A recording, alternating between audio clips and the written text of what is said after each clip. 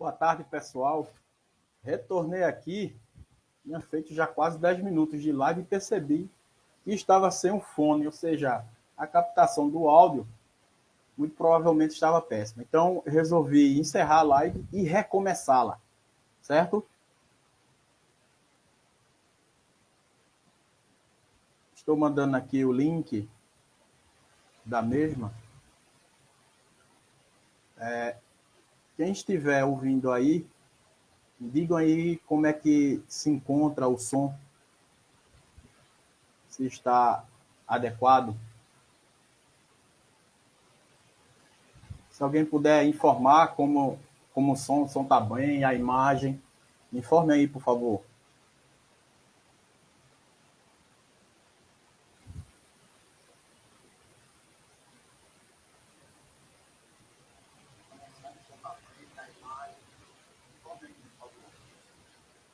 Pessoal, me informe aí se o som tá ok, a imagem, como é que tá aí. Podem comentar aí, só para mim ter uma noção aqui.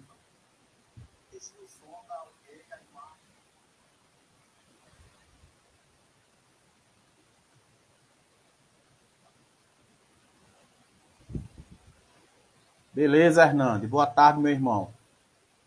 Então, pessoal, como eu disse, eu tinha começado a live, depois de quase 8 minutos, me toquei que estava sem o fone. Então, a captação do áudio, muito provavelmente, estava péssima. Aí eu resolvi encerrar a live e recomeçá-la aqui. Ok? Essa live ela tem a finalidade de fazer uma reflexão sobre o Instituto da Cota de Gênero.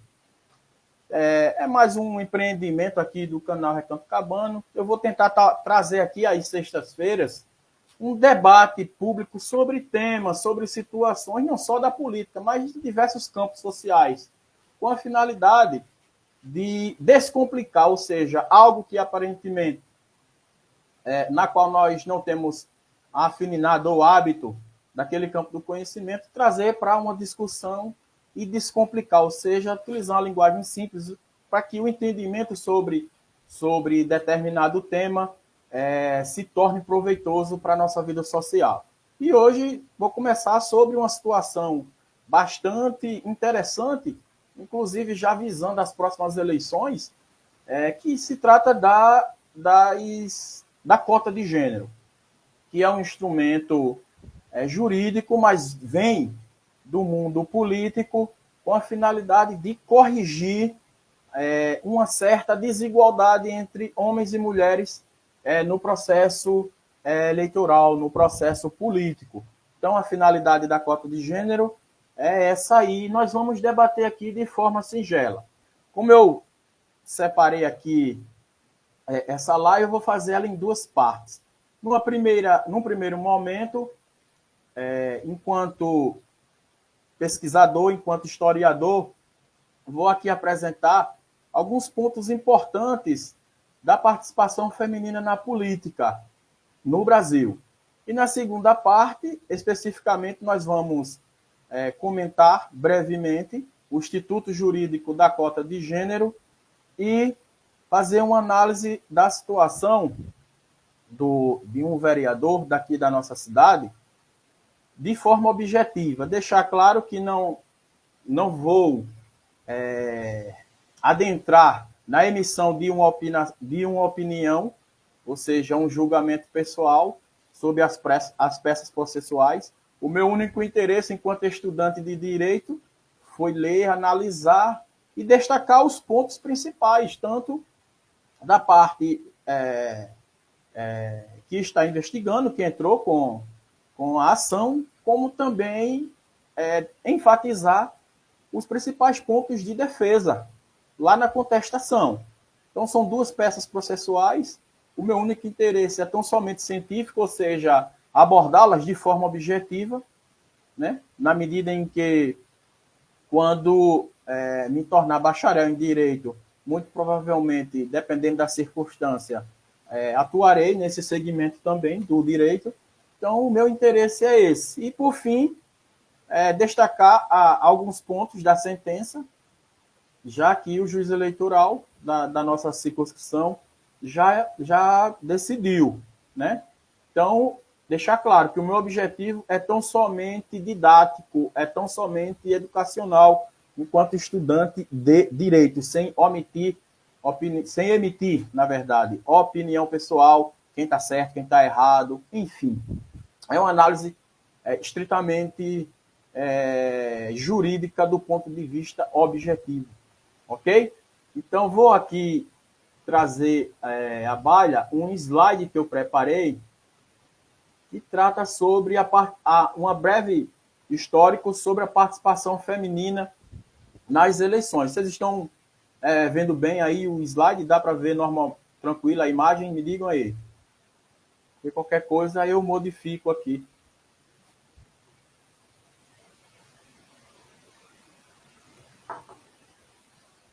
Então vamos lá. Essa abordagem, essa primeira parte, nós vamos comentar brevemente sobre a participação da mulher nas eleições brasileiras. O primeiro ponto que destaco é que os direitos políticos eles existem em duas dimensões, numa dimensão ativa e numa dimensão passiva.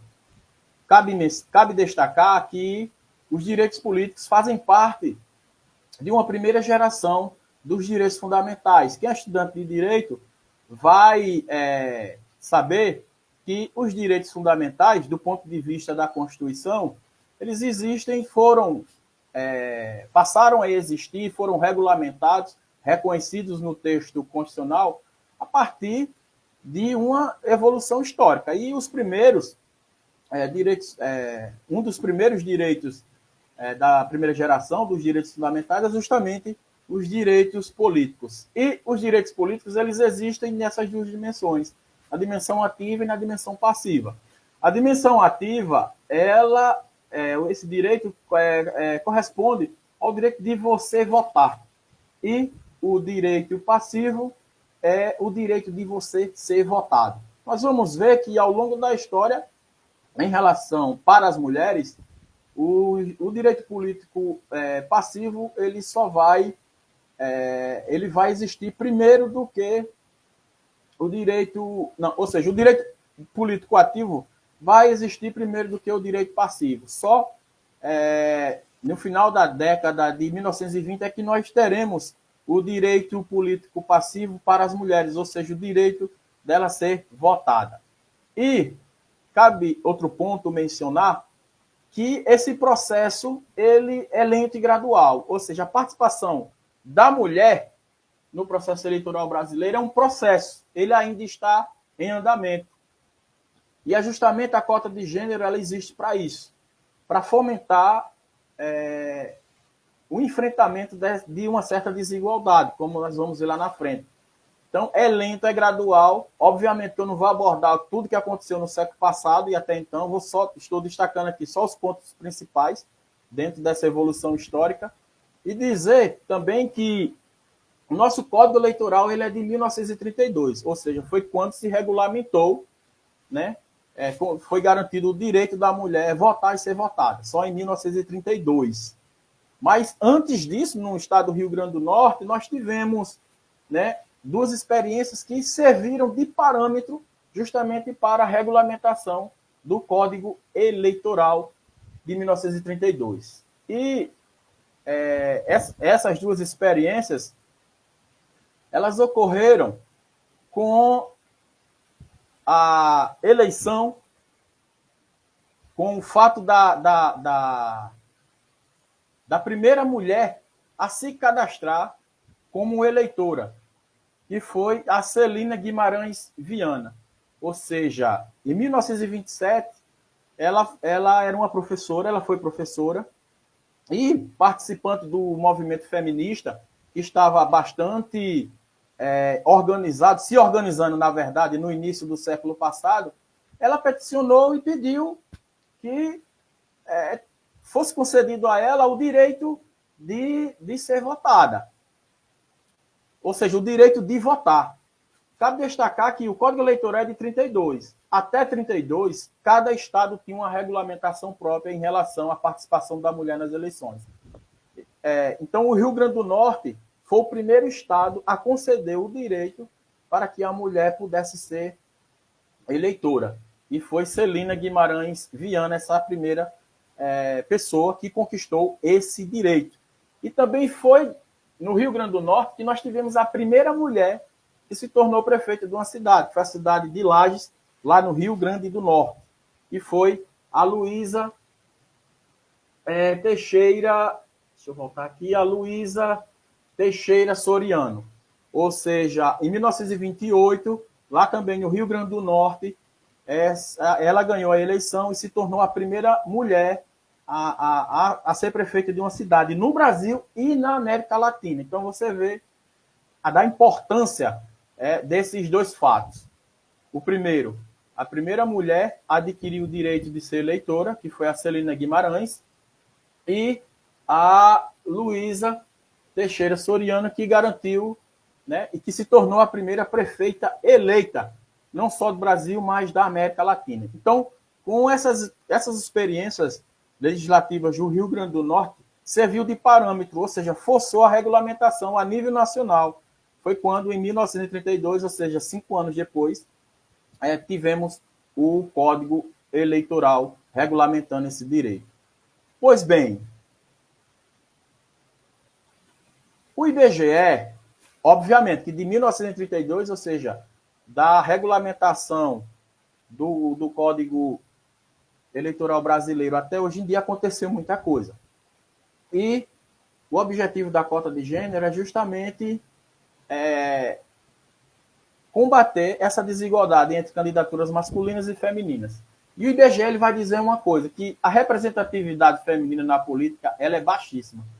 Os últimos dados que estão disponíveis lá no site do IBGE, eu fiz essa pesquisa, eles vão dizer o seguinte, que no universo de 192 países, o Brasil ocupa a 150ª, 52ª posição, ou seja, é baixíssima a representatividade feminina na política no Brasil. Obviamente que a história é um instrumental científico que pode explicar isso, já que o nosso país ele é profundamente machista. Então, obviamente, isso vai se refletir no campo político com a representação masculina dominando. E a cota de gênero, como eu disse, é preciso reforçar isso. A ideia, né, o aspecto, a finalidade da cota de gênero é isso, é combater essa desigualdade. E o IBGE também vai dizer que no universo da Câmara dos Deputados, só para a gente ter uma noção, apenas 10,5% das cadeiras são ocupadas por mulheres. Então, é um número baixo. A representatividade feminina na política é baixíssimo, né? Veja, por exemplo, aqui em Colônia, a primeira mulher a ganhar uma eleição para a Câmara Municipal foi na eleição de 86 com a nossa amiga Beth. Ela foi a primeira mulher a ser vereadora aqui em Colônia Leopoldina. Veja que de quase 50 anos após a nossa independência de Portugal, tivemos a primeira mulher, certo? E se eu não me engano, não, a primeira mulher a se tornar prefeita aqui foi, né, Thelma Mello, muito tempo depois. Então a gente percebe que a política, o centro de decisão político, ele é profundamente dominado pelos homens. E isso se reflete em todos os entes públicos, nos municípios, nos estados e a nível nacional. Então, a cota de gênero, ele é um instrumento que visa justamente enfrentar essa desigualdade. É um instrumento que foi regulamentado ainda lá em 2009, né, visando as eleições proporcionais e visando, como eu disse, e reforçando, enfrentar esse déficit de representatividade. De um lado, a representação política, né, por homens, com um número elevado. Por outro lado, a representação feminina, a participação da mulher na política, um número bastante baixo. E o TSE, em 2017, se eu não me engano, ele vai dizer o seguinte, vai dedicar 30% do tempo de propaganda eleitoral para candidaturas femininas e 30% dos recursos eleitorais destinados a mulheres, ou seja, já foi outra modificação na lei visando trazer as mulheres para a política. E cabe destacar que o que nós chamamos de cotas de gêneros, elas não se referem ao sexo biológico. Então, elas se referem à identidade de gênero. Isso é bastante importante mencionar também. E hoje existe duas legislações que visam que regulamentam a cota de gênero, que é o artigo 10, parágrafo 3º da Lei das Eleições, que é a Lei 9.504 de 97, e o TSE sumulou na súmula 73, né, as formas de se enfrentar a fraude a esse instrumento jurídico, que é o que nós vamos discutir, trazer aqui para a nossa palestra. Então, nós vamos, deixa eu aqui acrescentar, espelhar aqui a tela.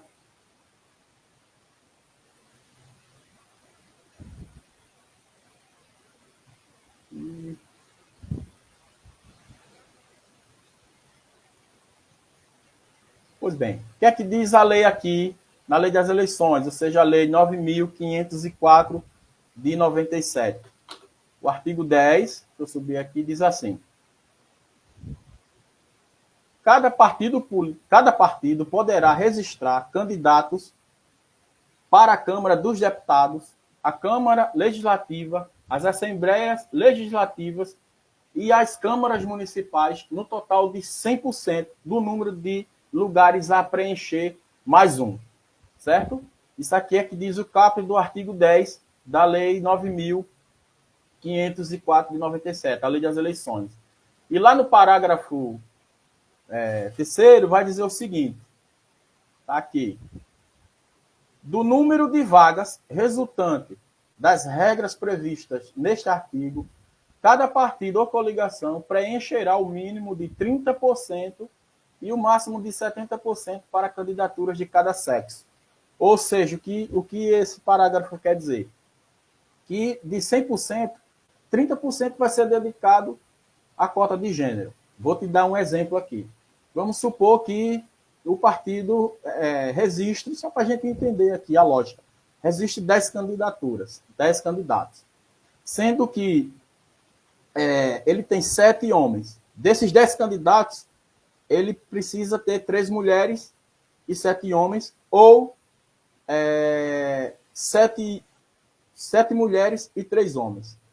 Ou seja, 30% é destinado ao gênero, o gênero oposto da maioria das candidaturas. Então, se for 7 homens, será obrigatoriamente 3 mulheres. Se for 7 mulheres, será necessariamente 30 homens. Então, essa cota de gênero é um instrumento importante que visa justamente combater essa distorção. Em relação às formas com que a cota de gênero pode ser fraudada, o que é que diz a lei aqui? A lei diz o seguinte, deixa eu espelhar aqui agora a súmula 73 do TSE.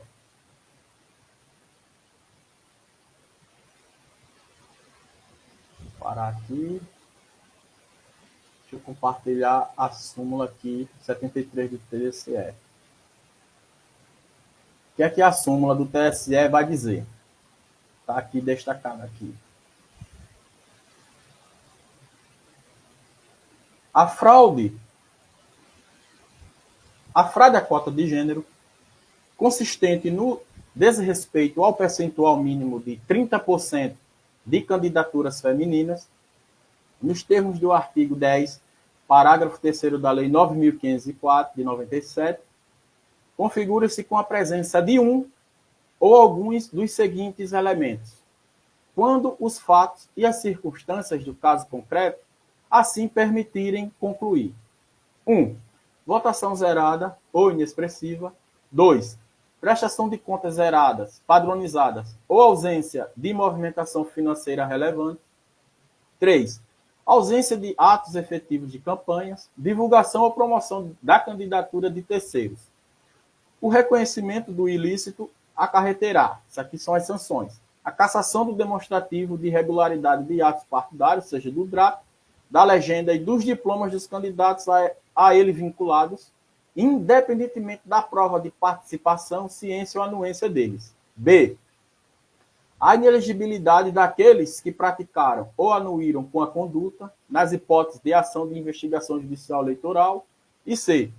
A nulidade dos votos obtidos pelo partido com a recontagem dos quocientes eleitoral e partidário, conforme previsão do artigo 222 do Código Eleitoral, inclusive para fins de aplicação do artigo 224 do mesmo Código Eleitoral. Então, vamos aqui explicar isso aqui por partes. Vejam só, a fraude à cota de gênero é um desrespeito, que diz a súmula aqui, ao percentual mínimo de 30% de candidaturas femininas. Só que essa fraude, ela não é formal, ela é material. Por quê? Porque, às vezes, os partidos e as coligações, eles preenchem o número dos 30%. Só que as candidaturas registradas, preenchidas, ou seja, cumprindo o que a legislação pede, essas candidaturas elas só têm uma finalidade, que é preencher esse percentual. Não são candidaturas, segundo a doutrina, vai dizer que essas candidaturas elas não visam a obtenção material da concorrência eleitoral. Elas só visam unicamente preencher esse quesito numérico, esse quesito legal, dos 30%. Como nós vimos lá no Código, na Lei das Eleições, o artigo 10, parágrafo 3º, exige 30% para candidaturas femininas. Certo? Então, a fraude à cota de gênero, ela se configura, é importante destacar isso aqui, com a presença de um ou de alguns dos seguintes elementos. Ou seja, há requisitos, a súmula vai dizer aqui, elencar o que é a fraude à cota de gênero, como ela se dá, que se ocorre em 3 tipos, e para a sua configuração, basta tão somente a presença de um, ou seja, não é necessária a existência de todas as características, e os 3 elementos, conforme a súmula 73 de TSE, para a configuração da fraude. Não, só basta um elemento para que a fraude seja configurada, seja efetivamente definida. Então, quais são esses elementos para se caracterizar a fraude à cota de gênero? Votação zerada ou inexpressiva. Esse é o primeiro ponto. Votação zerada é fácil, é um critério objetivo, né? A candidata registrou a candidatura, tudo certinho, e ao final não teve nenhum voto. Então, muito provavelmente, essa candidatura ela é fictícia, é uma laranja, foi tão somente para preencher aquele número previsto em lei. Cabe destacar que a votação zerada, ela pode ser vista como, objetivamente considerada, como mais fácil de identificação. Agora, a grande pergunta é, o que é votação inexpressiva? Esse é um ponto. Para mim, enquanto estudante de Direito, e daí isso vai ser uma oportunidade para mim pesquisar, para mim ver os julgados, né, para mim tentar conhecer mais como se define o que é votação inexpressiva. São 3 votos, são 4 votos, 5, 11, 18. Nós vamos ver na petição, na ação de investigação judicial eleitoral, em relação ao vereador daqui, da nossa cidade, que as candidatas, uma teve 44 votos, outras 16 e outras 18. Isso pode ser considerado votação inexpressiva? É a grande pergunta. Entendeu? Então, é um conceito aberto. O que é votação inexpressiva? O segundo elemento que vai configurar a fraude à cota de gênero é prestação de contas zeradas. Isso aí é objetivamente mais fácil de identificar, ou seja, de configurar. Ou seja, não houve nenhuma movimentação. Então, os indícios dessa candidatura ser fictícia é grande, é enorme. Padronizada, ou seja, quando as candidaturas femininas têm o mesmo valor, elas são padronizadas e são identificadas pelo órgão responsável como seguindo uma mesma lógica, todas as candidaturas. Isso aqui também é muito polêmico, porque geralmente as candidaturas pelo partido, elas são organizadas pelo mesmo escritório de contabilidade, o mesmo corpo jurídico. Então, segue determinado parâmetro, né? Então, é outro conceito assim que tem uma discussão na doutrina muito grande, o que é uma prestação de contas padronizada ou ausência de movimentação financeira relevante.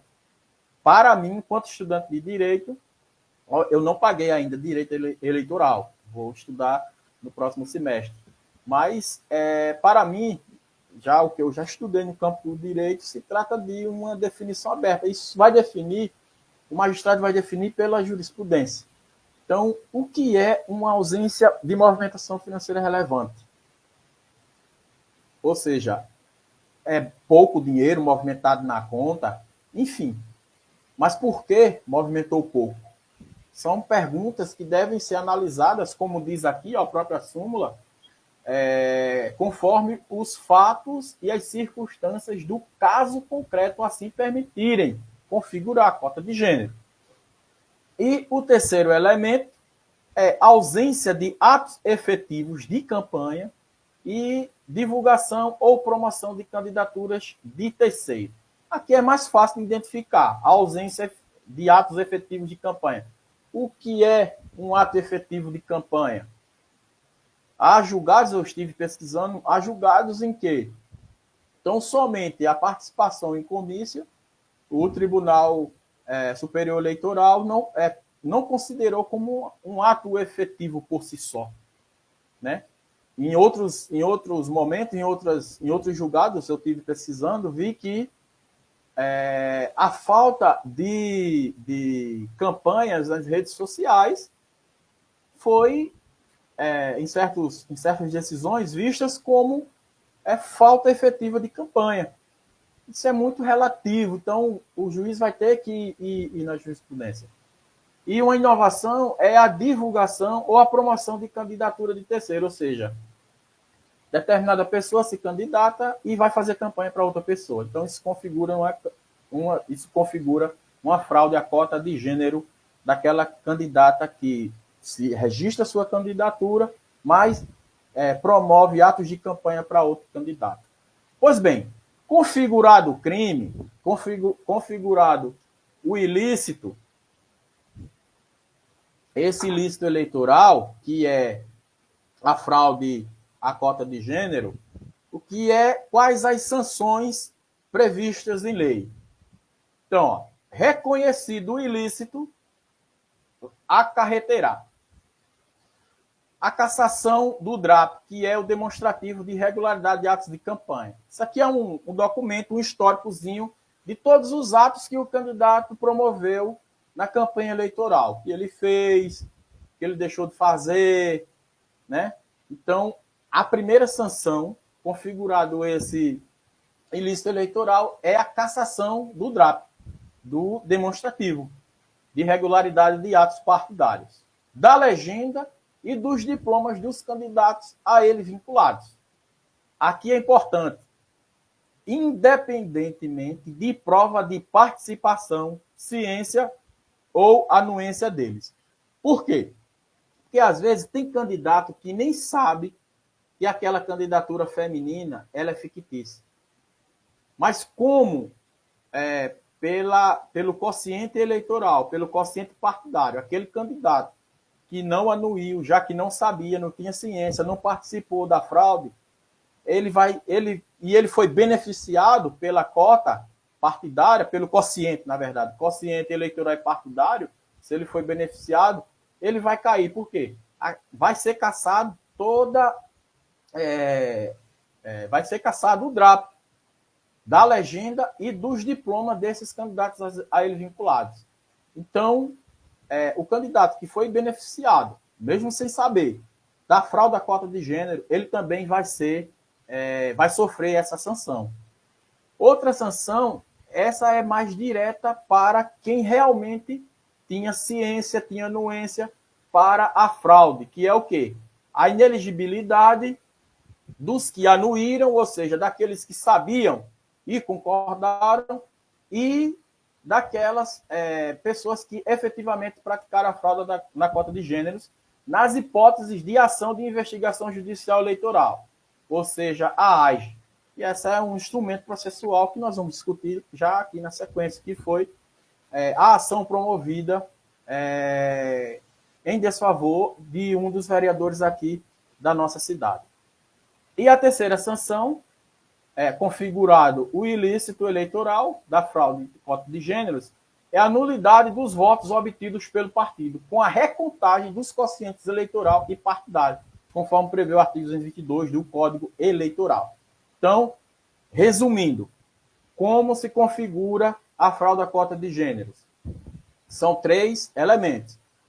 É na votação, é nos atos de campanha e é na prestação de contas. Na votação, ela tem que ser zerada ou inexpressiva. Na prestação de contas, ela tem que ser zerada, padronizada ou financeiramente com uma movimentação irrelevante. Aí vai se configurar a fraude à cota de gêneros. E na falta de efetivos atos de campanha ou divulgação e promoção de candidaturas de terceiros. Então, em relação à sanção, são 3 tipos de sanção. A cassação do DRAP, que é o demonstrativo de regularidade de atos partidários, e, independentemente, né, da prova de participação, ciência ou anuência, a inelegibilidade daqueles que participaram efetivamente da conduta ilícita, se isso for em sede de AGE, ou seja, de ação de investigação judicial eleitoral, e a nulidade dos votos obtidos pelo partido e a recontagem dos quocientes eleitoral e partidário. Então, essas são as sanções quando configurada a fraude à cota de gênero. E daqui a gente vamos fazer uma análise breve das peças processuais. Eu vou trazer aqui para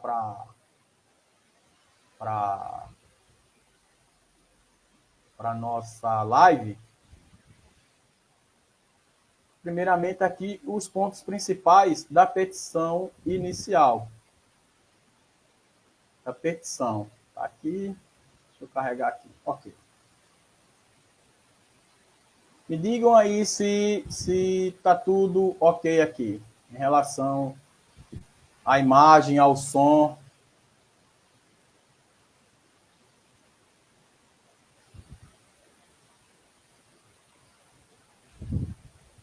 A imagem e o som, tá bom?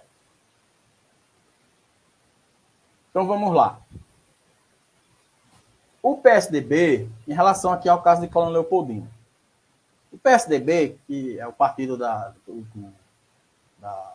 Social-Democracia Brasileira, PSDB, ingressou com uma ação de investigação judicial eleitoral, a fraude à cota de gênero. Tanto o PSDB quanto o candidato a vice-prefeito na eleição passada, Rubens Severino. Então, a parte investigante que entrou com a ação, com a AIGE, foi PSDB e o candidato a vice-prefeito na eleição passada. E essa ação visa investigar essa suposta fraude à cota de gênero e também tem um pedido de tutela de urgência. Eu destaquei aqui só os pontos principais. E essa ação é em desfavor do União Brasil, aqui em Colônia Leopoldina, José Wellington da Silva, Sérgio Gomes de Lima, José Joaquim da Silva, que é o vereador eleito, Gardênia Maria da Silva, Rosângela Flores da Silva, Lindaci Maria da Silva, José Rodrigo da Silva, Francisco José da Silva e Yuri Ribeiro da Silva. Aqui, na petição inicial, os autores, os advogados, na verdade, né, explicam aqui que para essa demanda, a promoção da ação de investigação judicial, ela é o instrumento adequado, pois visa reivindicar, né, a correção às irregularidades promovidas. Eu destaquei aqui. E parte do princípio, eles vão dizer que a União Brasil abusou de poder de autoridade ou de poder econômico, e a AIGE visa justamente investigar essas condutas indevidas. Diz aqui, na sequência, que o objeto da ação é a suposta fraude à cota de gênero, e diz que a suposta fraude, ela ataca a integridade do processo eleitoral e a tentativa do ordenamento jurídico em promover a igualdade de gênero. Então, como eu disse lá no começo, do ponto de vista processual, essa ação, ela parte do princípio, e já tem jurisprudência consolidada nesse sentido, e ele até citou aqui, que não se trata de uma regularidade formal, mas sim no desvio material da própria legislação eleitoral. Então, ele trouxe aqui um julgado, uma jurisprudência, e destaquei aqui só os pontos principais. O TSE fixou as balizas e assentou o entendimento de que a fraude à cota de gênero é uma forma de abuso de poder praticado por candidato ou partido político, podendo ser apurado por via de ação de investigação judicial eleitoral. Então, essa primeira parte aqui do cabimento, ele vai dizer que o instrumento adequado para tentar resolver esse suposto ilícito é a ação de investigação judicial eleitoral. E ele aqui repete o que está lá na súmula 73. É necessária a investigação dos ilícitos aqui apontados para, ao final, isso ele vai lá no final da petição, ele vai pedir isso. Caçar o demonstrativo, né, de irregularidade de atos praticados, da DRAP, como eu já falei, caçar a chapa proporcional, tornar inelegível aqueles que praticaram ou anuíram a conduta e declarar a nulidade dos votos obtidos pelo partido, nos termos da legislação e da firme jurisprudência do TSE, ou seja, da lei eleitoral e principalmente da súmula 73. Então, ele parte aqui a analisar o caso concreto. Ele vai dizer que a Lei 9.504, 97, que é a Lei das Eleições, lá no seu artigo 10, parágrafo 3º, vai tratar das vagas que poderão ser registradas para disputar a eleição proporcional, e que exige um percentual mínimo de 30% e o máximo de 70% para a candidatura de cada sexo. Isso que eu já expliquei lá naquela primeira parte. Ele vai dizer que o Partido União Brasil, na data de 10 de 8 de 94, protocolou o DRAP no sistema eleitoral. E, ao final, o referido partido elegeu José Joaquim da Silva, o irmão Joaquim, com 449 votos ao final. Aqui ele traz, né, os números. No entanto, ele diz, né, após verificar o desempenho eleitoral das candidaturas constantes no DRAP, eles vão dizer: foram observados indícios concretos de conduta fraudulenta à cota de gênero exigida pela lei das eleições. Aqui ele diz, ele acusa que houve uma fraude à cota de gênero. Aqui o PSDB e a época, a eleição passada, o candidato a vice-prefeito, Rubinho, vai dizer isso aqui na petição. E o Tribunal Eleitoral, a analisar, ele diz, aqui ele traz ele traz a súmula 73 aqui, ó. O Tribunal Superior Eleitoral estabeleceu o entendimento por meio da súmula 73. Foi o que nós já lemos lá, mas eu vou só reforçar aqui. A fraude à cota de gênero consiste no desrespeito ao percentual mínimo de 30% de candidaturas femininas nos termos do artigo 10, parágrafo 3º da Lei 9.504. Aí cita aqui, né, os requisitos para a configuração e diz assim, ó, configura-se com a presença de um ou de alguns dos elementos, que é, como eu disse a vocês agora há pouco, votação zerada não expressiva, prestação de contas zerada, padronizada ou ausência de movimentação financeira relevante, ausência de atos efetivos de campanha, divulgação ou promoção da candidatura de terceiros, que é o que está lá na súmula de 73, que nós já vimos. E aqui ele também, como ele citou a súmula, traz lá as sanções, né, que é a cassação do DRAP e a inelegibilidade dos que participaram e a recontagem dos votos, que eu não vou me aprofundar porque já discutimos. Então, e ele cita aqui, ó, para reforçar, o tribunal estabelece como se dará a análise do caso concreto para fins de configuração da fraude. E ele cita, ele destaca aqui, ó, para tanto, delimita que a presença de um ou alguns dos elementos ali elencados servirão para concluir respeito à norma legal. Aqui ele vai, no caso concreto, vai se ater às três candidaturas femininas. A Lindaci Maria da Silva, a Gardênia Maria da Silva e a Rosângela Flores da Silva. Pessoal, fique claro, estou só comentando aqui a peça processual, isso aqui não é segredo de justiça, Então, eu não estou cometendo nenhum ilícito, não, viu? Estou só fazendo uma análise objetiva dessas peças processuais para mim, que, enquanto um estudante de direito que quero aprender mais desse campo, para mim é muito importante essa análise e estudar isso. Então, pois bem, eles vão dizer que a suposta fraude à cota de gênero se deram nessas 3 candidaturas femininas aqui. Então, ele parte, primeira análise, da candidata Gardênia. Eu destaquei aqui, ó, na petição inicial, os pontos importantes da mesma. E tá tudo certinho, som e áudio, pessoal.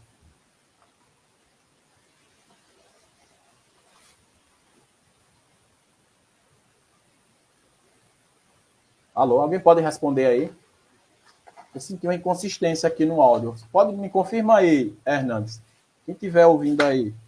Tá tudo ok, né? Imagem e som. Então vamos lá. Em relação aqui como eu disse, ele vai se ater às 3 candidaturas femininas. A de Lindaci Maria da Conceição, de Gardênia e de Rosângela. Em relação à análise da candidata Gardênia, ele vai dizer que ela só obteve 18 votos. Como eu disse anteriormente, o que é uma votação inexpressiva? 4 votos, 11, 18, enfim, 18 votos. Será que isso é inexpressivo mesmo? Enfim, eu não vou emitir nenhuma pergunta, nenhuma resposta, nenhuma opinião em relação a essa pergunta aqui. Mas ele acusa que a candidata Gardênia teve inicialmente uma votação inexpressiva, com 18 votos. Traz aqui o comparativo dos votos e das candidatas. Isso. E ele vai dizer aqui que a movimentação financeira dela foi irrelevante e diz que foi uma prestação de contas padronizada com a outra candidata, com Rosângela Alves, que ele vai fazer análise na sequência.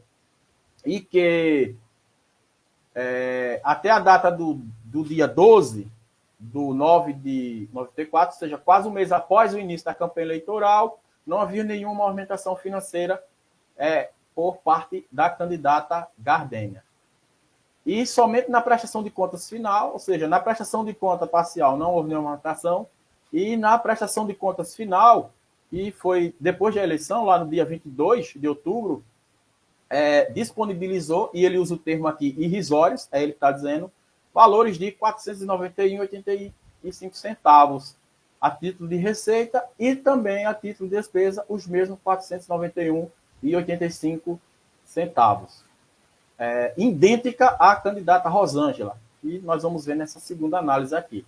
Então ele diz aqui, nota-se que a votação inexpressiva, somada à ausência de movimentação financeira em boa parte da campanha, configuram, por meio de uma candidatura fictícia, fraude à cota de gênero e a prestação de contas padronizada. O que é que ele está resumindo aqui? Ele traz aqui uma jurisprudência aqui.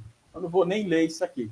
Mas o que é que a tese jurídica, para esse primeiro momento, o que é que ele está dizendo? É que, inicialmente, a candidata, a Gardênia, teve votação inexpressiva, teve movimentação financeira irrelevante e teve prestação de contas padronizada. Essa é a tese jurídica para a candidatura de Gardênia. Daí ele vai, além disso, a partir dessas características, ele vai dizer que há indícios de uma candidatura fictícia. E, além do mais, ele vai dizer aqui que esses R$ 491,85 foi gasto a título de adesivos, praguinhos, santinhos, e no mesmo dia que entrou na conta da candidata, foi contratado um serviço para a confecção desses adesivos. Aí ele diz aqui, e esse foi o seu único gasto de campanha. Ocorre que, verificando o processo de prestação de contas, a contratação de serviço foi realizada em 3 de 10 de 2024, ou seja, apenas 3 dias antes da data das eleições municipais de 2024. Então, aqui, ele quer dizer o seguinte, qual é a pergunta que ele está tentando responder aqui, que é que ele está insinuando? Que o dinheiro entrou, foi confeccionado esse serviço 3 dias apenas da eleição. Então, será que deu tempo de fazer? Então, são as perguntas que o advogado, né, ele se faz. Além disso, você disse que a distribuição de material gráfico somente poderia ocorrer até o dia 5/10. Então, 2 dias para a confecção e distribuição desse material. A gente vai ver lá na contestação a defesa desse argumento aqui. Porque no direito é isso, há as teses jurídicas e há a contestação de cada tese jurídica. Aí aqui ele traz os recibos. Então ele conclui aqui, ó, portanto, a candidata recebeu doação e fez contratação de serviço no mesmo dia, apenas 3 dias antes das eleições municipais. E diz aqui também que, mas não é só isso. Ao analisar as despesas da candidata Rosângela Flores, observa-se extrema identidade, tanto na movimentação financeira como na prestação de contas. E ambas candidatas possuem os mesmos gastos de campanha no mesmo dia e com o mesmo fornecedor. Isso aqui é outra tese jurídica, outra acusação que a parte investigadora, né, no caso aí, os autores da ação, eles estão afirmando aqui. E vai dizer que a candidata Rosângela Flores somente realizou o gasto de campanha em 3/10 também, no mesmo dia, ou seja, padronizado lá com o Gardênia. Mesmo valor, R$ 498,85. Nesse mesmo dia, contratou os serviços de confecção de santinhos, ou seja, o mesmo fornecedor, tanto para Gardênia quanto para Rosângela. Isso aqui ainda é análise fática da candidatura da Gardênia. Da Rosângela é bom até ele já citar, porque é praticamente a mesma. Frisa-se por oportuno em que, pese a padronização financeira não configure de forma substancial material uma conduta fraudulenta, a junção desse comportamento, a ausência de atos efetivos de campanha, que ele já entra no mérito de outra suposto indício de configuração da fraude, da cota de gênero, somada assim com a votação inexpressiva, promove a interpretação de que se trata de candidaturas fictícias. Isso aqui eu acho que o advogado utilizou uma expressão bastante equivocada, digamos, não equivocada, mas infeliz. Porque, como diz a súmula 71, para se configurar a fraude da cota de gênero, é preciso que os indícios, a materialidade existam. Né? Então, não é questão de promover a interpretação, não depende de interpretação, depende das provas. Né? Se o juiz entender que as provas arroladas no processo de fato configuram a fraude da cota de gênero. Então, esse termo aqui, interpretação, para mim foi infeliz. Mas, enfim, então, aqui ele entra na análise da falta de campanha eleitoral, de atos de campanha. Ele diz assim, ó, em consulta às redes sociais, Instagram da candidata Gardênia, ele vê que observa-se a ausência de atos de campanha. Nenhuma única postagem acerca da disputa eleitoral ou sequer qualquer pedido de votos. Inclusive, sua última publicação foi em 2021. Aí ele aqui cita, complementa, né, essa informação. Lá na contestação, nós vamos ver que vai dizer, o advogado de defesa vai dizer o seguinte, olha, onde é que está na lei que é obrigado você fazer campanha eleitoral nas redes sociais? Ele vai fazer essa pergunta. E aqui, já na candidatura da Rosângela Flores, eu não vou repetir, ele já tirou 16 votos, a Gardênia 18, a Rosângela 18, ele vai utilizar praticamente o mesmo argumento. Votação inexpressiva, mesma receita, 491, e despesa idêntica, 491,85 centavos, mesmo fornecedor, mesmo dia que entrou o dinheiro, mesmo dia que o dinheiro saiu para a contratação dos serviços, não apresentou nenhuma movimentação financeira na prestação de contas parcial, somente na prestação de contas final foi que apresentou lá os 491,85 centavos. Então, é uma repetição praticamente dos argumentos lá da Gardênia. Não apresentou qualquer ato de campanha, entendeu? E ele diz que enquanto a Gardênia ela tem rede social, mas não tinha demonstrativo de nada, essa nem perfil em rede social tem. Como se fosse obrigado a ter. Mas aí é a questão de interpretação do advogado. E, por último, ela vem para a candidata Lindaci. Ele vem, a parte vem para análise da candidatura da Lindaci. Ele vai dizer que ela teve 44 votos e é considerado evidente baixo. 44 votos no diverso eleitorado de Leopoldina é baixo. Enfim, é uma questão a ser discutida, né? Isso é considerado votação inexpressiva. Aí ele continua aqui, ele vai dizer que a movimentação financeira da candidatura é irrelevante, desde que está zerada. Enquanto lá nas duas primeiras, de Gardênia e de Rosângela, tivemos lá 498,5 centavos, na de Lindaci foi zerada, não movimentou nenhuma quantia, não contratou nenhuma prestação de serviço, absolutamente nada, ele vai dizer.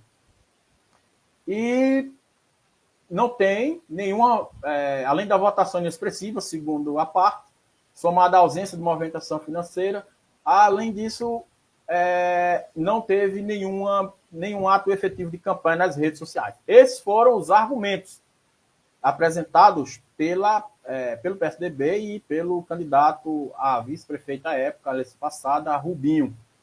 Ele vai dizer aqui, na terceira parte, dos dados que evidenciam a fraude da cota de gênero. Aí entra aqui uma análise a partir dos dados, que é tudo isso que eu repeti aqui, que eu já falei.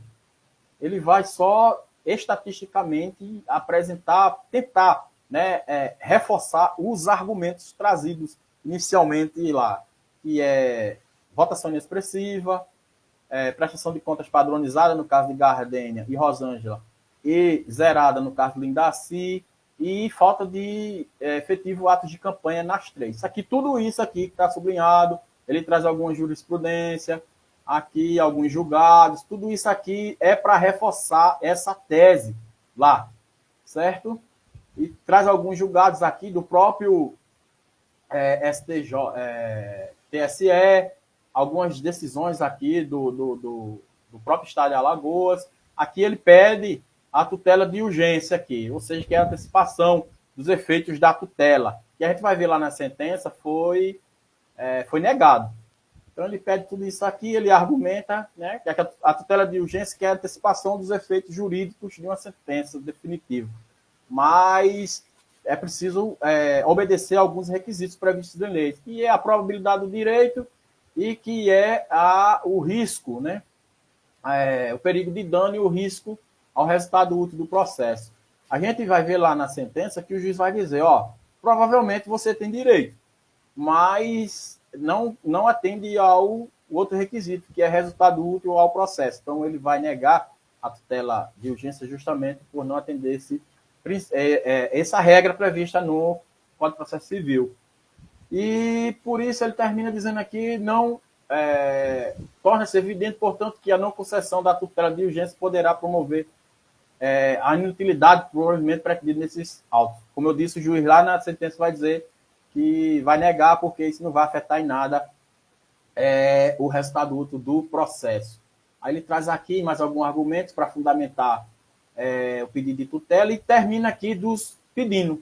Ele, primeiramente, obviamente, né, conforme lá o regramento do Código Civil, ele pede, do Código de Processo Civil, ele pede o recebimento da ação, para que ela seja recebida, pede que a tutela de urgência seja concedida, que, como eu disse, lá o juiz sentenciou não concedendo, que os investigados fossem notificados, que a ação fosse totalmente procedente, né, no sentido de cassar o drato, seja demonstrativo de irregularidade de atos praticados, a cassação da chapa proporcional, tornar inelegível aqueles, em termos de sanção, aqueles que praticaram anuíram com a conduta aqui delimitada e que seja declarada a nulidade dos votos obtidos pelo partido e a recontagem dos quocientes eleitorais partidários. Aqui ele termina, aqui ele traz só a parte documental, isso aqui o importante da petição inicial está aqui. Ok? Aí, o que é que a gente faz agora? A gente vamos trazer aqui para o bate-papo a contestação, né? A defesa do caso. Tá aqui. Contestação. Ok, a imagem está boa, pessoal, aí da contestação. Me digam aí.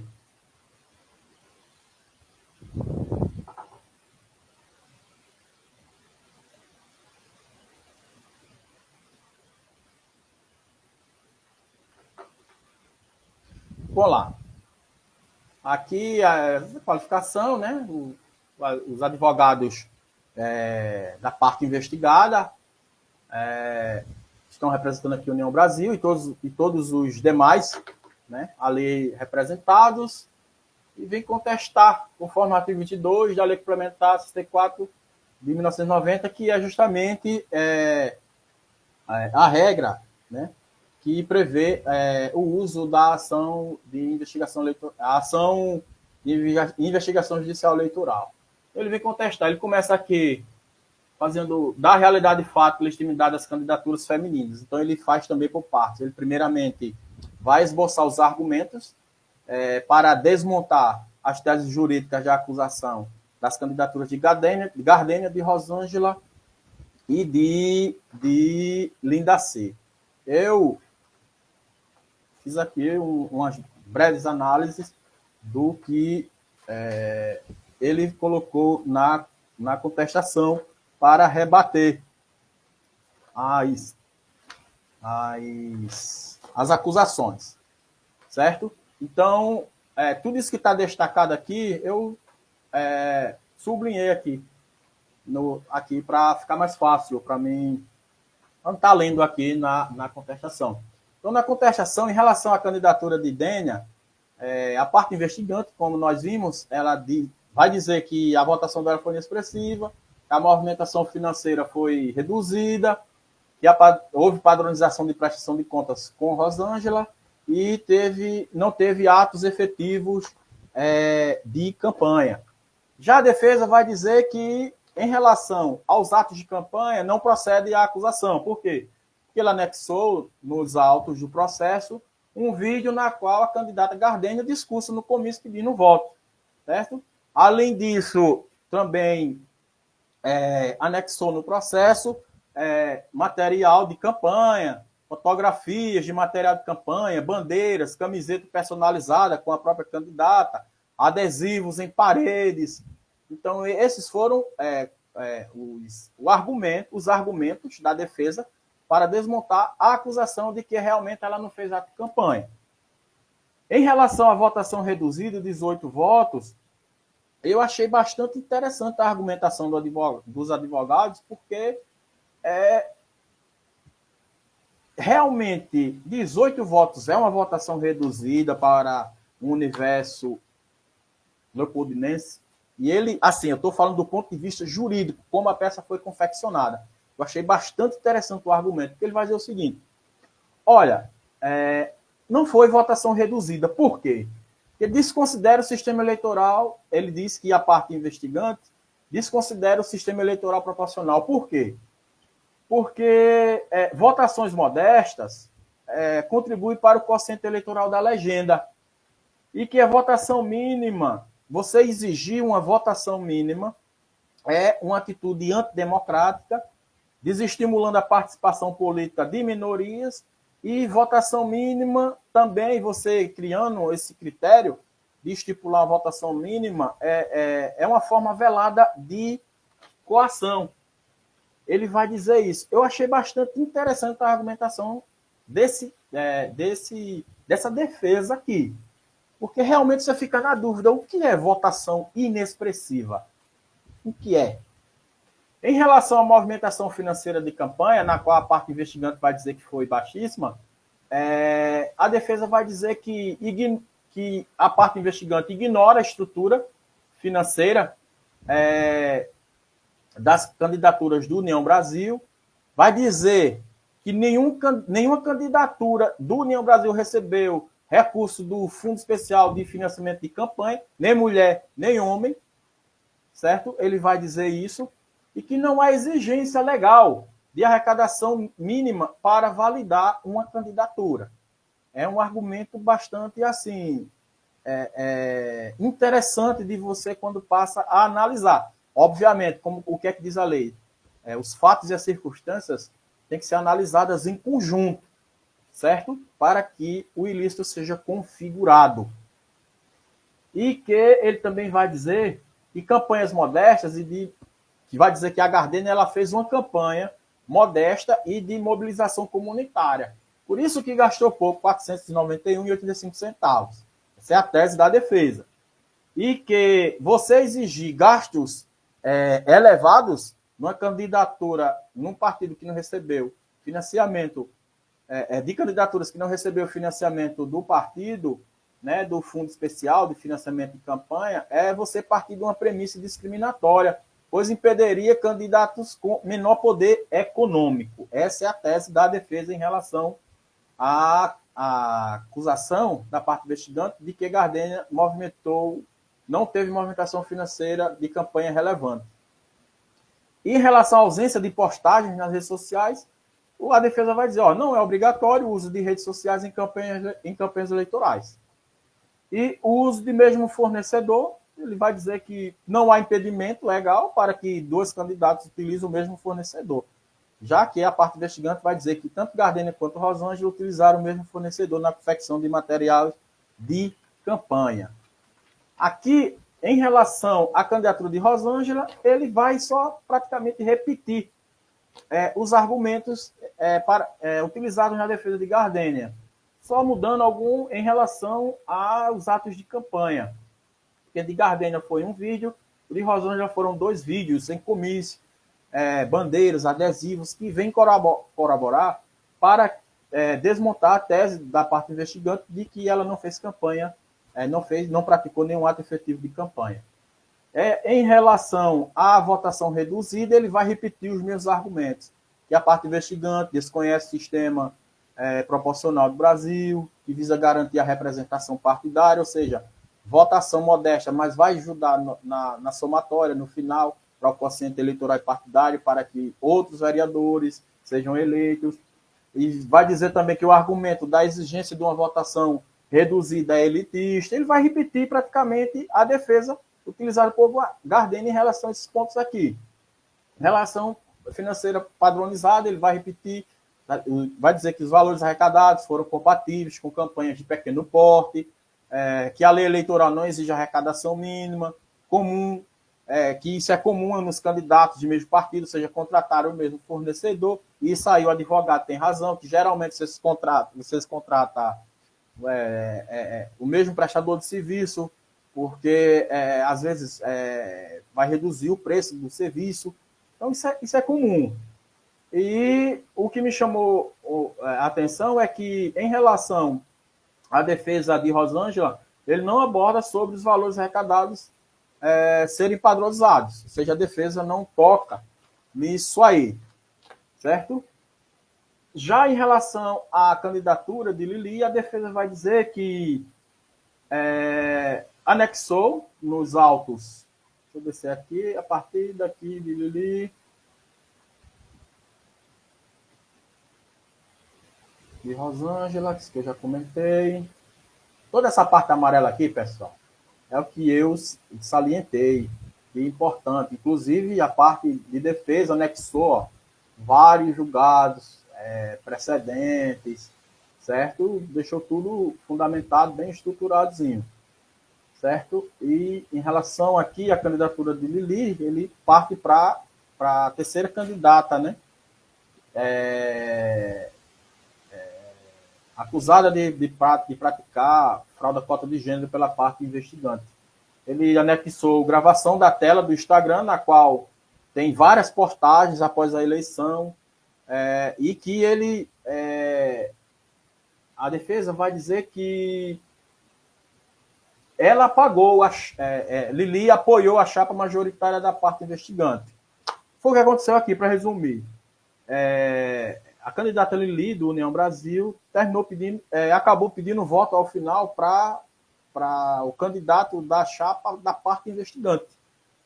No caso, para Davi e Rubinho, sendo que fazia parte de outra coligação. Ele diz aqui que em 2 vídeos ela teve apoio de lideranças religiosas, certo? E isso vai ser um argumento bem construído, porque lá na sentença nós vamos ver que o juiz desconsiderou esse argumento de que Lili não fez ato de campanha. Porque ele vai dizer que a gravação dessa tela aqui se viu como prova, certo? Para desmontar a afirmação de que ela não fez ato efetivo de campanha. vídeos de concentração com motociclistas também, a defesa anexou, e pergunta como é que a candidatura foi fictícia se ela apoiou a chapa majoritária da parte investigante. Não, a contradição, isso aqui foi o raciocínio do advogado de defesa, certo? E ela teve 44 votos, né? A candidata Lili. Isso é inexpressivo. O interessante é que a parte investigante, para ela, 44 votos é uma votação inexpressiva. Então, também outro ponto levantado pela defesa é que, para desmontar a tese de que a votação de Lili não foi inexpressiva, vai dizer que a quantidade é significativa, né, 44 votos, na realidade eleitoral da cidade, que a parte investigante cria critério subjetivo e arbitrário para invalidar candidaturas e abre um precedente perigoso e ataca a democracia. Essa é a tese da defesa para destituir a legitimidade do argumento da parte investigante. Em relação à ausência de movimentação financeira, a defesa vai dizer que a candidata Lili optou por uma campanha de apoio comunitário, ou seja, já que foi zerada, a defesa vai dizer, ela não movimentou nada, não recebeu recursos do partido, não recebeu doação do particular, então optou por uma campanha comunitária nas redes sociais e nas lideranças religiosas, dispensando expressivos gastos. E reforça, né, que nenhum candidato recebeu recurso do Fundo Especial de Financiamento de Campanha e faz uma pergunta, olha, por que apenas só as candidaturas femininas são questionadas na AGE, na Ação de Investigação Judicial Eleitoral? Porque não vão questionar também as candidaturas masculinas, até porque ele traz a balha no processo, e eu achei bastante interessante, é que houve candidatos masculinos, candidaturas masculinas, que também receberam, pelo critério, segundo a defesa, o critério adotado pela parte investigante, critérios ínfimos de recursos, mas só questionaram na petição as candidaturas femininas. Ok? E, por fim, a defesa vai dizer o seguinte, a súmula 73, que aborda os elementos da fraude de gênero, dos elementos que configuram a fraude da cota de gênero e também prevê as sanções a esse ilícito eleitoral, ele vai dizer que a fraude da cota de gênero não pode ser presumida, ou seja, é preciso você provar materialmente que houve a fraude à cota de gênero. Certo? E vai dizer aqui, conforme o entendimento da defesa, interpretando a súmula 73. Em relação à votação zerada ou inexpressiva, por si só não é suficiente para caracterizar a candidatura fictícia. Exige um conjunto de provas. A defesa vai dizer isso.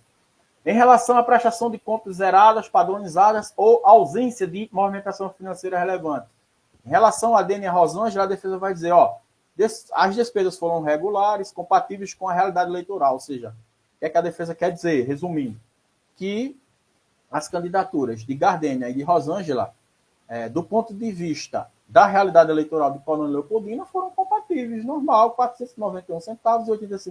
491,85 são compatíveis com a realidade eleitoral, não receberam recurso do partido, então, adequado, foram prestadas adequadamente, regularmente.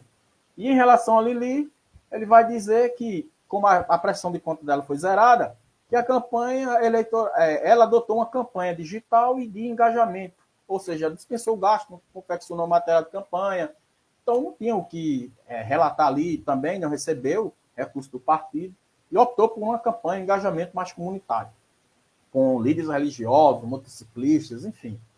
E nenhum dos candidatos em União Brasil recebeu recurso do FEFEC, como eu disse.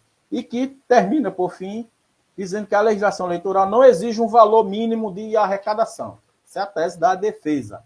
E termina a contestação, que traz uma série de precedentes, julgados, deixar tudo amarradinho, e termina a contestação nos pedidos. Ele pede a total improcedência da ação, né, de investigação judicial eleitoral, por falta de provas robustas, pede o reconhecimento das candidaturas, ou seja, de Rosângela, de Lili e de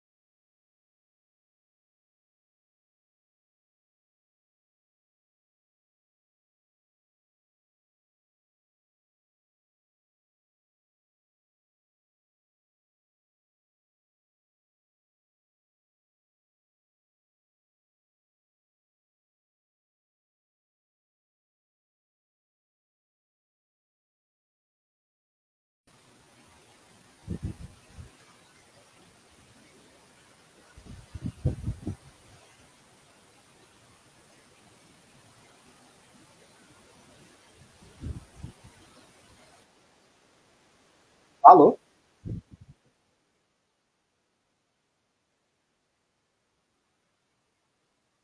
Pessoal, a internet caiu aqui. Vocês estão. O som está normal?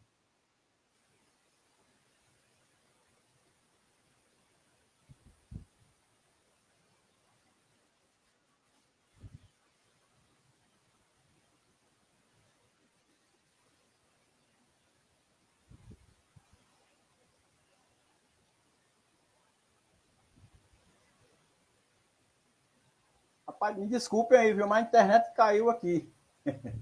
Então, assim, já fizemos a análise da petição, da contestação e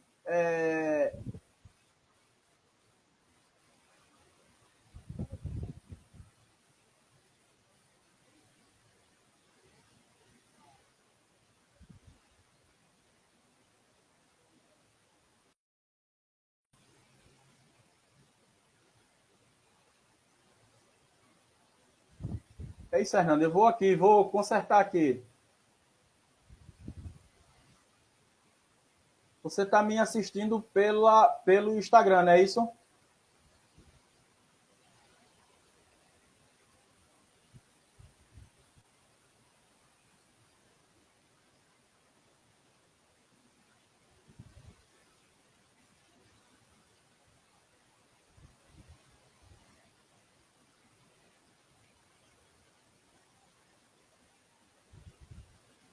Pronto, aqui. Tá tudo certinho, imagem, áudio, tá tudo certinho?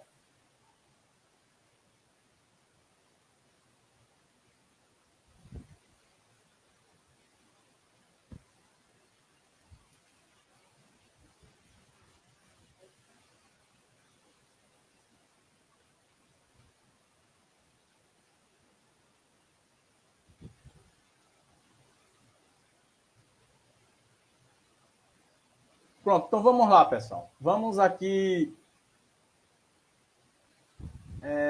fazer um comentário da sentença.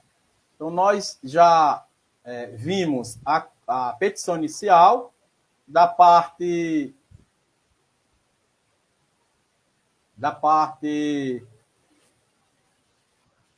investigante.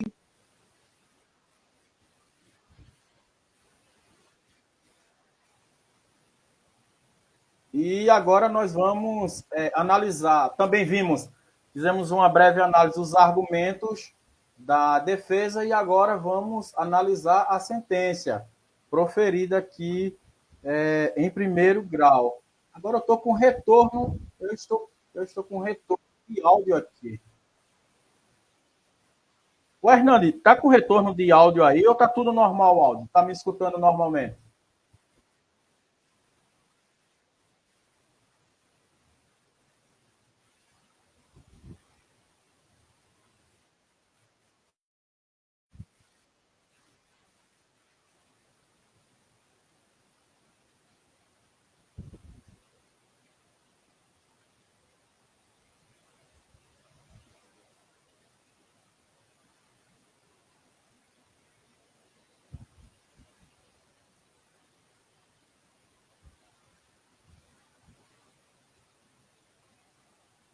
Responda aí, Hernani, tá tudo normal?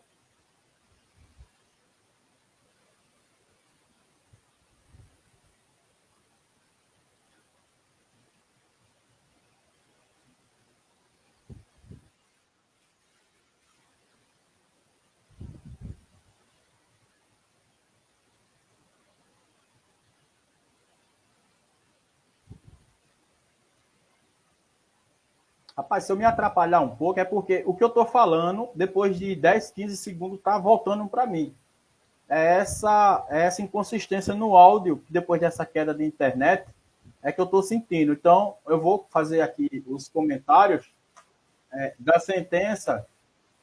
Isso talvez me atrapalhe aqui no raciocínio, mas eu vou tentar assim mesmo, certo?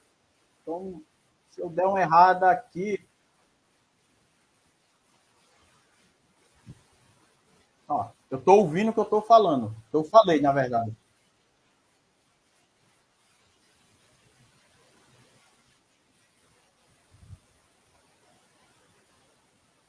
Então, pessoal,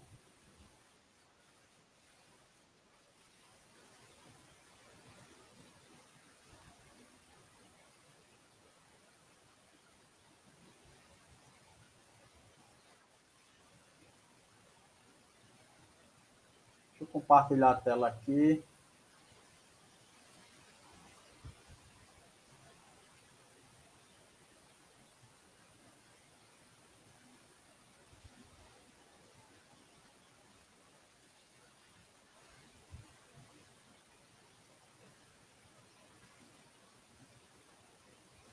Pronto, aqui a gente tem a sentença, certo? Ela foi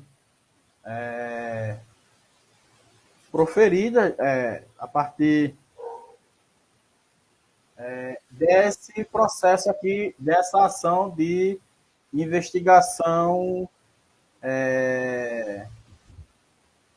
dessa ação dessa AIJA aí, dessa ação de investigação judicial eleitoral. Então, a sentença aqui o juiz vai dizer, trata de sentença de investigação judicial eleitoral, aqui cita as partes, certo? E aqui eu vou só me concentrar no que importa. O juiz vai dizer aqui, ó, ausentes questões prejudiciais ou preliminares, ele avança a análise do mérito. Ou seja, como pede o nosso Código de Processo Civil, o juiz averigou que não havia nenhum nenhum quesito que prejudicasse ou de forma preliminar obstruísse a análise do método da ação, né, das peças processuais também, e fez a análise do método. Aí ele parte aqui, desde já ele diz que é importante consignar ser admissível o julgamento de fraude por AIGE, conforme recente precedente do Tribunal Superior Eleitoral. Ou seja, ele vai confirmar que esse tipo de demanda judicial, o instrumento processual é a ação de investigação judicial eleitoral. Ele concorda aqui que o instrumento processual utilizado é a AIGE. Certo? No tocante ao mérito, ele vai dizer, em síntese, a questão posta a julgamento, eu estou lendo aqui o que diz a sentença, viu? Tem como objetivo a imputação de fraude à cota de gênero estabelecido no artigo 10, parágrafo 3º, da Lei nº 9.504, mediante o registro de candidaturas fictícias das senhoras Lindaci, Maria da Conceição, Gardênia Maria da Silva e Rosângela Flores da Silva, certo? Especificamente em razão das candidatas não realizarem qualquer campanha, terem movimentação inexpressiva nas contas bancárias ou inexistência dessa movimentação, a prestação de contas possui indícios de padronização ou mesmo prestação de contas zeradas. E as candidatas obtiverem inexpressivo quantidade de votos para o universo eleitoral do município. Essas são as teses da parte investigante. E aqui ele traz, né, cita aqui o artigo 10, parágrafo 3º da Lei das Eleições, e também cita aqui a súmula, ou seja, são as duas legislações que vai resolver essa querela jurídica aqui, conforme o magistrado. Que ele cita que nós já lemos lá, tanto na petição quanto na contestação. Aí o juiz aqui, deixa eu aumentar aqui o tamanho, ele vai dizer aqui, como se sabe, o objetivo da norma jurídica é proporcionar maior participação do gênero feminino, ou seja, como eu disse lá no início, a cota de gênero ela visa justamente trazer para o campo político maior participação feminina, né? Na política, se trata de uma política pública afirmativa necessária em razão da notória baixa representatividade das mulheres em cargo público. Isso aqui é o magistrado que está dizendo. Ele cita aqui, traz aqui uma doutrina, né, de José Jair Gomes em relação à fraude à cota de gêneros. E ele diz aqui que o julgamento de ações dessa espécie, ou seja, de suposta fraude à cota de gênero, ela deve ser analisada em conjunto. Afinal, a análise individualizada das condições que permitiriam concluir pela conduta fraudulenta podem não se apresentar como reais, se analisar de forma singular, porém, quando verificadas em conjunto, apresentam outra conclusão. Isso aqui é o pressuposto que o magistrado já deixa claro, ou seja, ele vai analisar os argumentos, as condições e os fatos para configurar ou não, na perspectiva dele, a fraude à cota de gênero dentro dessa análise conjuntural, não individual. Pois bem, ele diz aqui, da análise dos autos, verifico, ele diz, que o Partido União Brasil apresentou novas candidaturas ao parlamento para fins de cumprimento do percentual mínimo de gênero, cabia ter ao menos 3 candidaturas, do sexo masculino e feminino. No caso, o União Brasil obteve 6 candidaturas masculinas e 3 candidaturas... 9 candidaturas masculinas e 3 candidaturas femininas. Foram registradas na disputa 3 mulheres. Gardênia, Rosângela e Lindaci. Aí o juiz aqui, está em destaque essa parte aqui. Essa parte está destacada. Em relação às 3 candidaturas apresentadas como fraudulentas, na inicial, ou seja, na petição, de fato, no que se refere à existência de efetivos ato de campanha, não é possível considerar que as candidatas Gardênia e Rosângela as praticaram. Ou seja, a primeira conclusão do juiz é que Gardênia e Rosângela não praticaram atos de campanha. Ele vai dizer, as provas apresentadas na defesa são insuficientes para considerar que exerceram minimamente uma conduta esperada para candidaturas em disputa do voto popular. E vai dizer o juiz, eu estou só relendo o que está aqui na sentença. A participação isolada em comício público, por si só, não configura efetivo ato de campanha. De fato, há nos autos registro em vídeo de discurso em ato de campanha da espécie comício. Porém, a mídia reforça a compreensão posta na inicial quanto à ausência de efetiva participação na corrida eleitoral.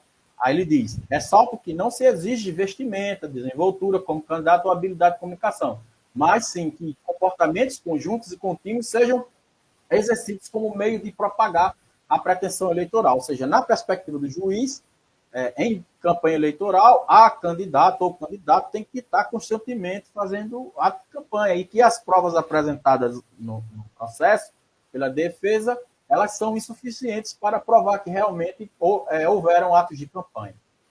E ele diz, a existência de material de campanha impresso não é também, por si só, indicativo da efetiva realização de campanha eleitoral. Ele vai dizer, destaca que a mídia em que foi apresentados adesivos, ou seja, a defesa anexou uma mídia na qual tinha fotos de adesivos com a fotografia e o nome da campanha de Rosângela Flores. Ele vai dizer que essa mídia, essas fotos, não possuem nenhum contexto que permita afirmar ter sido utilizado durante o período de disputa democrática. Eu não tive acesso à mídia, então não posso dizer mas o juiz está dizendo aqui que essa mídia apresentada não evidencia uma relação contextual que possa afirmar que ter sido utilizado durante o período de disputa democrática, ou seja, o período de campanha. E ele termina aqui esse parágrafo. Por sua vez, não foi apresentado nenhum material gráfico alusivo à candidatura de Gardênia Maria. Certo? Então, ou seja, embora o período de propaganda eleitoral tenha durado 51 dias, a defesa das candidatas Gardênia e Rosângela Flores não conseguiu trazer aos atos, segundo o juiz, nenhum outro elemento probatório, diverso de um vídeo em um comício e alguns adesivos em cima de uma mesa que pudesse indicar efetivos atos de campanha eleitoral por elas praticadas. Então, pela decisão do juiz aqui, essas fotos arroladas no processo, anexadas no processo por essa mídia, esse material gráfico foi em cima de uma mesa. Por isso que ele quer dizer que não teve, assim, não pode se deduzir, não pode se afirmar categoricamente que aquele material gráfico tenha sido utilizado no período eleitoral. Então, esses elementos reforçam a compreensão de candidaturas fictícias, segundo o juiz, especialmente se analisado no contexto junto de prestação de contas padronizada. Esse aqui foi o argumento. Então, veja que o juiz está se apegando aqui no argumento da falta de campanha efetivo, ato de campanha eleitoral, e na prestação de contas padronizada. Ele está se apegando e se agarrando a essas duas alegações. Evidentemente, ele diz, esse juízo não desconhece a realidade das campanhas eleitorais do município, ele vai dizer, rebater, né, a tese de defesa lá da contestação, em relação ao desconhecimento da realidade das campanhas mais modestas, financeiramente, numa realidade eleitoral do município. E diz que tais campanhas são, sim, realizadas em sua maioria por candidatos, com recursos financeiros limitados e tal. Porém, tal condição não significa que despesas serão irrisórias ou idênticas entre si. Isso é o que o juiz está dizendo. Ele está dizendo que as despesas, no entendimento do juiz, a despesa de Gardênia de Rosângela, no valor de R$ 491,85 foram irrisórias. E no caso de Lili, foi zerada. Então, para duas padronizadas e para outra zerada. Ele se apegou nisso aqui também. Certo? Ele daqui, continua. Tenho como importante destacar que a apresentação de prestação de contas padronizada é forte elemento para a compreensão da situação sob análise. Aqui é o argumento que eu percebi que o magistrado está se agarrando. As despesas realizadas ocorreram há poucos dias do pleito. Vimos lá que 5 dias antes. As despesas realizadas ocorreram há poucos dias do pleito, ou seja, no dia 3, no mesmo dia que o recurso por doação particular entrou, foi contratado os serviços de material gráfico. E o juiz se apegou nisso aqui também. O que não possui lógica no âmbito da disputa, mas tem sentido, ele vai dizer, quando se busca simular a movimentação financeira para que se chegasse à conclusão, não se chegasse à conclusão de fraude. São as palavras do magistrado aqui. Reforço, ele vai dizer, reforço que a movimentação financeira irrisória das candidatas femininas, em um contexto em que também existiu pouca movimentação de recursos candidatos do gênero masculino, poderia sim indicar uma abordagem diversa de campanha, mas não é isso que se apresenta nos autos. Ele vai dizer que as candidaturas de Gardênia e Rosângela não praticaram atos de campanha, sei que aqueles de baixíssimo custo, como os realizados na divulgação de material em redes sociais, atos que não demandam, em regra, maior elaboração gráfica. Quanto à baixa votação, em que pese, não desconheça ser bastante comum a participação do processo eleitoral do postulante e, ao fim do pleito, possui baixíssima votação em razão das mais variadas justificativas. No caso de análise, entendo que a pequena votação das três candidatas não é por si só relevante. A tese de que, a tese lá da parte investigante, na petição inicial, de que as votações foram repressivas, o juiz aqui não acatou. Aceitou a defesa da parte investigada. Entretanto, a situação é relevante quando se entende que a crescente divulgação do caso de mandado por fraude pelo gênero estabelecer um novo comportamento dos partidos políticos que buscam se furtar da obrigação legal. A necessidade de que as candidaturas femininas tenham alguma votação, seja isso ou pequena. Por tais casos, buscas por parte das organizações partidárias dão uma aparente reaparência de irregularidade no pleito, diz o magistrado. Aí ele vai concluindo já e vai dizendo aqui, ó. Quanto à candidatura de Lindaci Maria da Conceição, entendo que o conjunto probatório, ou seja, as provas dos autos apresentado é insuficiente para afirmar, sem qualquer dúvida, que se tratou de candidatura simulada. Ou seja, para o juiz, Lindaci não tem como provar a partir das provas, não tem como afirmar a partir das provas que a candidatura de Lindaci foi simulada, foi fictícia. Há nos autos demonstração de expressiva utilização das redes sociais para a divulgação da candidata, inclusive com apoio de figuras públicas de índole religiosa.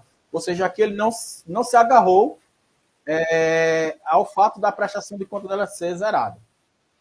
Ao se analisar o conjunto probatório prestado durante a ação, tem como robustas, ele vai dizer ao juiz, as provas de que as duas candidaturas do gênero feminino eram fictícias, ou seja, as candidaturas de Gardênia e de Rosângela, consistindo, segundo o juiz, em evidente fraude com o objetivo de descumprir a cota de gênero, a legislação. Ele vai dizer que o abuso de poder em razão de fraude se configura quando há utilização, manipulação indevido de aspecto formal do processo, que é o cerne da fraude da cota de gênero aqui, né? Essa conduta ilícita. No mais, quanto aos demais investigados, com exceção do partido político, né, não há nenhum elemento nos autos que indique terem, de forma direta, participado da conduta fraudulenta. Ou seja, ele vai dizer que os demais, a não ser o partido político, anuíram ou sabiam ou foram os autores diretos da suposta fraude, da conduta fraudulenta, segundo o juiz. Porém, delas, com exceção do partido, né, ele vai dizer aqui. Veja só, no mais, quanto aos demais investigados, com exceção do partido político, não há nenhum elemento nos autos que indique terem, de forma direta, participado da conduta fraudulenta. Porém, delas sabiam e se beneficiaram. A gente viu lá na súmula 73 que independe da prova de culpa, de participação, de anuência, para sofrer as sanções da legislação. Então, diz aqui, continuando, não é possível que o conjunto probatório que consta nos autos imputar a pessoa específica a organização prática da fraude, especialmente diante das consequências que a conduta traria, a declaração da inexigibilidade.